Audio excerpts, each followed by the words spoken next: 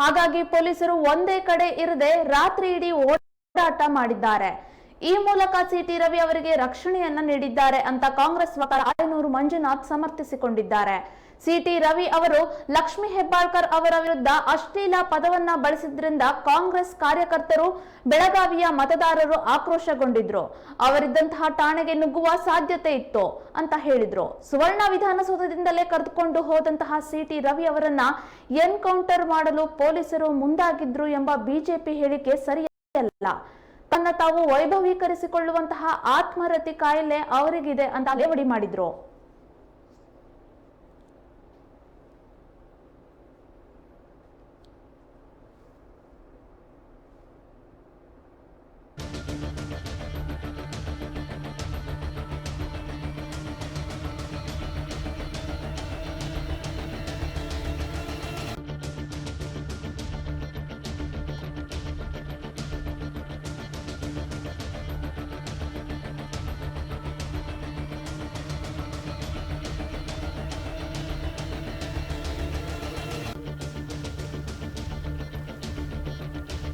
ಜಿಲ್ಲೆಗಳಲ್ಲಿ ಪ್ರತಿಭಟನೆ ಆಗಿದೆ. ಶಿವಮೊಗ್ಗದಲ್ಲೂ ಕೂಡ ಪ್ರತಿಭಟನೆ ಆಗಿದೆ.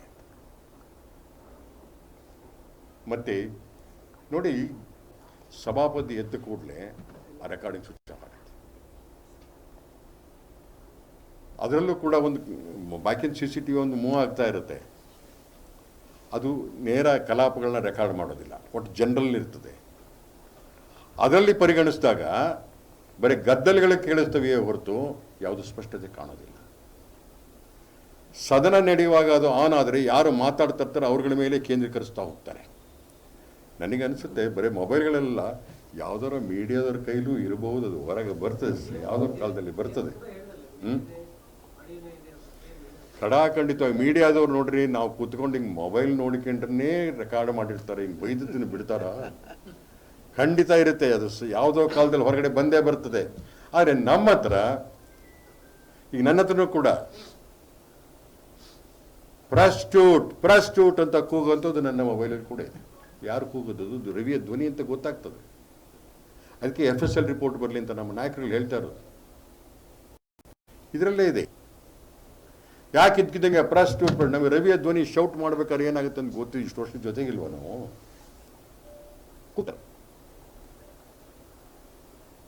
ಹಾಗೆ ಮಾಡೋದ್ರಿಂದ ಪ್ರಚಾರ ಸಿಗುತ್ತೆ. ಯಾವುದೇ ಸ್ಟೇಷನ್ ಮೇಲೆ ಇಟ್ಟಿದ್ರು ದಾಳಿ ಆಗುವಂಥ ಸಾಧ್ಯತೆಗಳಿತ್ತು. ಅದಕ್ಕಾಗಿ ಇವ್ರನ್ನ ತಪ್ಪಿಸೋಕ್ಕೋಸ್ಕರ ಹಳ್ಳಿಗಳ ಮೇಲೆ ತಪ್ಪಿಸ್ಕೊಂಡು ಹೋಗಿದ್ದಾರೆ. ಯಾವುದೋ ಹೊಲಗದ್ದೆಗಳ ಕಡೆ ಕರ್ಕೊಂಡು ಹೋಗಿದ್ದಾರೆ. ಫೋನ್ ಬಂದು, ಇಲ್ಲ ಸರ್ ಆ ಗುಂಪುಗಳು ಹೊರಟೋಯ್ತು ಅನ್ನಂತ ಮಾಹಿತಿ ಆಧಾರ ಮೇಲೆ ಮತ್ತೆ ಬೇರೆ ಕಡೆ ಕರ್ಕೊಂಡು ಹೋಗಿದ್ದಾರೆ. ಅವರಿಗೆ ಬರ್ತಾ ಇದ್ದಂಥ ಮಾಹಿತಿ ಈ ಎರಡು ಗುಂಪುಗಳು ಏನು ಚೇಸ್ ಮಾಡ್ತಾ ಇದ್ವಲ್ಲ ಇವರ ವಾಹನವನ್ನ, ಇದ್ರ ಬಗ್ಗೆ ಅಂತ ನಾನು ಭಾವಿಸಿದ್ದೇನೆ.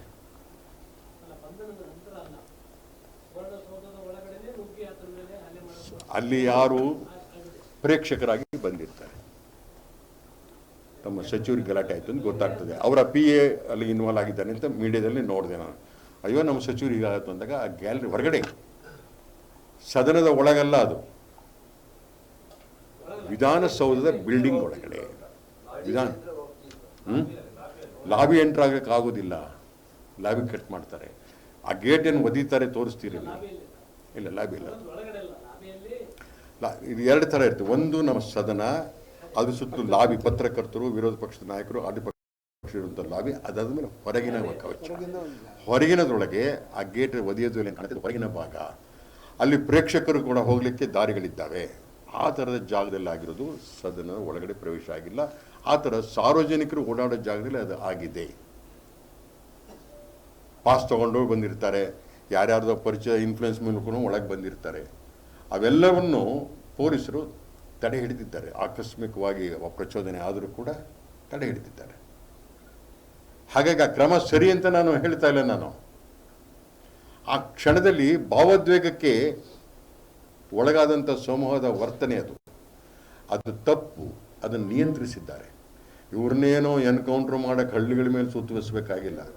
ಸುಮ್ಮನೆ ಬಿಟ್ಟರೆ ಸಾಕಿತ್ತು. ಬೆಳಗಾಂಬ್ರಿ ಅದು. ಪೊಲೀಸ್ನವ್ರು ಸುಮ್ಮನೆ ಯಾಕೆ ಅರೆಸ್ಟ್ ಮಾಡಿ ಸುಮ್ಮನೆ ಕೂತ್ಕೊಂಡು ಮನೆಗೆ ಹೋಗಿದ್ರು 1 ಗಂಟೆ ಆಗ್ತಿರ್ಲಿಲ್ವಾ? ಹಾಗೆ ಮಾಡೋಕ್ಕಾಗೋದಿಲ್ಲ. ಪೊಲೀಸ್ ರವಿ ಅವರನ್ನ ಅಲ್ಲಿಂದ ಎತ್ಕೊಂಡು ರಕ್ಷಣೆ ಮಾಡಿ ವ್ಯಾನಲ್ಲಿ ಕರ್ಕೊಂಡು ಹೋಗಿದ್ದಾರೆ. ಯಾವುದೇ ಸ್ಟೇಷನ್ ಎರಡು ಕಡೆ ಗುಂಪುಗಳ ಘರ್ಷಣೆ ಆಗುತ್ತೆ ಅನ್ನೋಂಥದ್ದು ಇಷ್ಟ ಅರ್ಥ ಆಗಲ್ವಾ? ಹಿಂದೆಲ್ಲ ಶಿವಮೊಗ್ಗದೊಳಗೆ ಬೇರೆ ಬೇರೆ ಪ್ರಕರಣ ಆದಾಗ ಹೆಂಗೆ ಸುತ್ತಿಸಿದ್ದಾರೆ ಅಂತ ನಿಮಗೆ ಗೊತ್ತಿದೆ. ಮಾಸ್ ಕೈಲಿ ಸಿಗಬಾರ್ದು ಅಂದಾಗ ಹಂಗೆ ಮಾಡ್ತಾರೆ. ಇವ್ರು ಎನ್ಕೌಂಟರ್ ಮಾಡಕ್ಕೆ ಹೋಗ್ತಾರೆ. ಹಂಗಾಗದ್ರೆ ಸಾವು ನೋವು ಆಗಲಿ ಅಂತಿದ್ರೆ ಅಲ್ಲೇ ಪೊಲೀಸರು ಬಿಟ್ಟು ಮನೆಗೆ ಹೋಗಿರ್ತಿದ್ರು.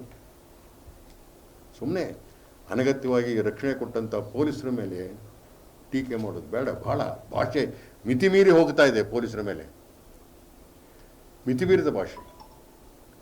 ಮತ್ತು ಆ BJP ನಾಯಕರೊಬ್ಬರು ಹೇಳ್ತಾರೆ, ಹೆಣ್ಣು ಮಕ್ಕಳು